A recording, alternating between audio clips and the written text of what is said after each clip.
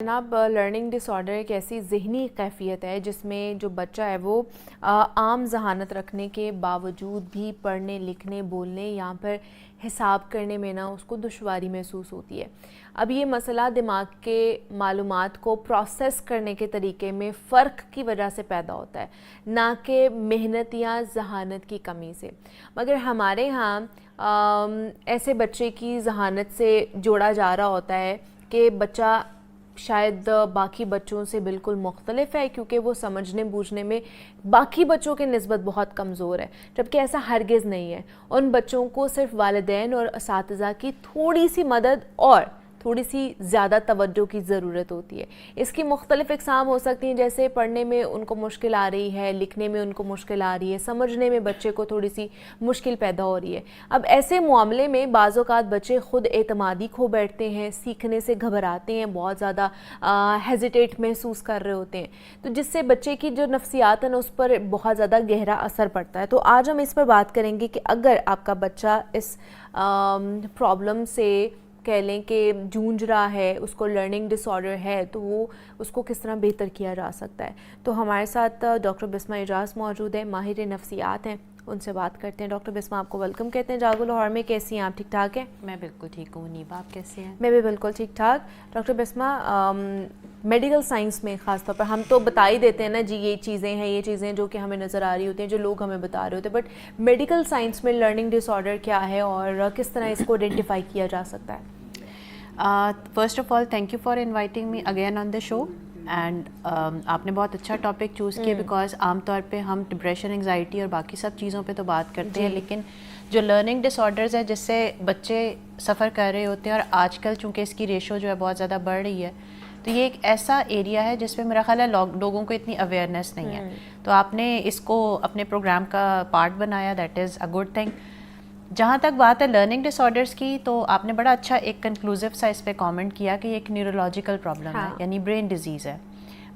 Audience کو سمجھانے کے لیے نیورولوجیکل پرابلم کیا ہوتی ہے، ہماری پوری باڈی جو ہے یا ہمارا پورا جسم جو ہے، ہاں جتنے بھی کام کرتا ہے، جتنی بھی بیہیویئر شو کرتا ہے، ایکشنز کرتا ہے، اس میں ہمارے برین کا پرائمری رول ہے، یعنی ہمارا دماغ جو ہے وہ اس سارے ایکشنز کو کنٹرول کرتا ہے۔ اگر ہم نارملی بیہیو کر رہے ہیں، that means our brain is healthy, لیکن اگر کسی طرح کا کوئی موٹر پرابلم ہے، کوئی سائیکولوجیکل پرابلم ہے، کوئی فزیکل پرابلم ہے، تو کہیں نہ کہیں اس میں آپ کا برین جو ہے وہ افیکٹڈ ہوتا ہے، جس کی وجہ سے آپ کی باڈی اس وجہ سے اب نارملی بیہیو کر رہی ہوتی ہے۔ اب جو لرننگ ڈس آرڈرز یا لرننگ ڈسیبلٹیز ہیں، اس کی بیسس جو ہے وہ بیسکلی نیورولوجیکل ہی ہے، دیٹ مینس کہ برین سٹرکچر یعنی دماغ کے کسی حصے کی ساخت اور اس کا فنکشن وہ عام نارمل برین سے، ہیلدی برین سے ڈفرینٹ ہے۔ تو جب ایک مشینری فرق ہوگی، ایک مشین کا جو ایک پرزا ہے وہی پراپرلی کام نہیں کر رہا، تو اس کا مطلب ہے کہ وہ مشین کام نہیں کرے گی۔ سو بیسز اس کی یہ ہیں، میڈیکل سائنسز یہی کہتی کہ برین سٹرکچر اور brain function has a problem, that's why the child is affected and has learning disabilities۔ ٹھیک ہے، بٹ اس کی ریزنز کیا ہو سکتے ہیں لرننگ ڈس آرڈر کے، یا یہ جو چینجز آ رہی ہیں، ڈسیبلٹی آ جاتی ہے اس کی برین کے اندر، اس کی کیا وجہ کیا ہے؟ سب سے امپورٹنٹ اور سب سے پرومیننٹ ریزن جو ہے وہ جینیٹک ٹرانسمیشن ہے۔ جینیٹک ٹرانسمیشن کا مطلب ہے موروثی طور پہ ایک بچہ جو ہے اس کی اگر فور فادرز یا اس کے پیرنٹس میں یا اس کے سبلنگس میں کسی کو یہ پرابلم رہی ہے پہلے، تو وہاں پہ چانسز زیادہ ہوتے ہیں کہ وہ بچہ جو ہے اس لرننگ ڈسیبلٹی کا شکار ہو جائے۔ اس کے علاوہ انوائرمنٹل فیکٹرز ہوتے ہیں، جیسے ظاہر ہے ایک ماں ہے جو بچے کی کیریئر ہے، ماں کے پیٹ میں بچے نے پلنا بڑھنا ہے، تو ماں کی اپنی جو لائف سٹائل ہے وہ اگر انہیلدی ہے، جس میں سبسٹنس ابیوز ایک بہت بیسک ریزن ہے۔ سبسٹنس ابیوز کا مطلب ہے کسی بھی نشے کا شکار ہونا۔ یہ ہمارے کلچر میں تو آبویسلی اس کی اتنی زیادہ پریولنس نہیں ہے، لیکن ریسرچ جو ہے وہ یہی شو کرتی ہے کہ سبسٹنس ابیوز جو ہے یا کسی بھی طرح کے نشے کا عادی ہونا ماں کا، وہ بچے کی ہیلتھ پہ افیکٹ کر سکتا ہے، اور کاز جو ہے وہ یہ بھی ہے، اور اس کی وجہ سے بچہ جو ہے وہ کسی بھی ایک طرح کی لرننگ ڈسیبلٹی کا شکار ہو سکتا ہے۔ صحیح ہے۔ اچھا، یہ یعنی کہ بچہ پیدا ہی اس ڈسیبلٹی کے ساتھ ہوتا ہے؟ جی، کیونکہ دیکھیں یہ بیسکلی برین سٹرکچر میں پرابلم ہے نا، تو بچہ جو ہے وہ ماں کے پیٹ میں جب پل رہا ہے، بڑھ رہا ہے، اور اس کا جو برین ہے وہ انہیلدی وے میں ڈیولپ کر رہا ہے، تو وہ جڑ جو ہے وہ وہیں پہ لائی کرتی ہے، اور پھر جب وہ پیدا ہوتا ہے تو اس کو پرابلمس آہستہ آہستہ جب وہ ہوش سنبھالتا ہے اور وہ اسکولنگ کی لائف میں آتا ہے تب اصل میں یہ جو سمٹمز ہیں یہ زیادہ پرومیننٹ ہونے شروع ہو جاتے ہیں. اچھا یہ پہلے نہیں پتہ چلتا ہے, یہ اسکول لائف میں جا کے پتہ چلتا ہے؟ لرننگ ڈسیبلٹی ہے نا, دیٹ مینس کہ the child is unable to learn properly. Okay, اگر ہم اس کی ڈیفینیشن پہ جا رہے ہیں تو وہ تو یہی ہے, لیکن اس کی ڈفرینٹ ٹائپس ہوتی ہیں منیبہ, تقریباً 5 طرح کی اس کی ٹائپس ہیں. پہلے تو جو سب سے زیادہ پریولنٹ ہوتی ہیں وہ ہم 3 ٹائپس ہیں جو زیادہ پریولنٹ ہے, وہ اس کو ڈسکس کر لیتے ہیں. ایک پرابلم ہے جس کو کہتے ہیں ڈسلیکسیا. ڈسلیکسیا جو ہے وہ بیسکلی ایک ریڈنگ ڈس آرڈر ہے جس میں بچہ جو ہے اس کو پڑھنے میں مشکل ہوتی ہے. پڑھنے کا مطلب ہے کہ جیسے اے بی سی ہے, اے کا فونک ساؤنڈ ہے بی کا فونک ساؤنڈ ہے ب, بچے کو فونکس نہیں سمجھ آ رہے ہوتے, ساؤنڈ نہیں سمجھ آئے گی تو اس کو ورڈ بنانا نہیں آئے گا, ورڈ بنانا نہیں آئے گا وہ سینٹینس نہیں بول سکے گا, جب سینٹینس نہیں بول سکے گا تو اس کے آگے جب کتاب ہوگی تو اس کی جو ایک سپیڈ ہوگی پڑھنے کی وہ بہت لو ہوگی, سلو ہوگی. تو ڈسلیکسیا جو ہے وہ ایک ریڈنگ ڈس آرڈر ہے.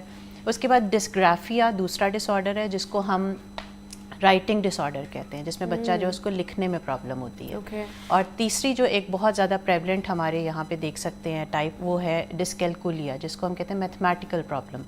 بچہ جو ہے اس کو میتھس کے ڈفرینٹ جیسے فریکشنز ہیں یا الجبرا ہے, جو کہ مجھے بھی بچپن میں ویسے سمجھ نہیں آتا تھا اتنا, تو اس میں پرابلم ہوتی ہے.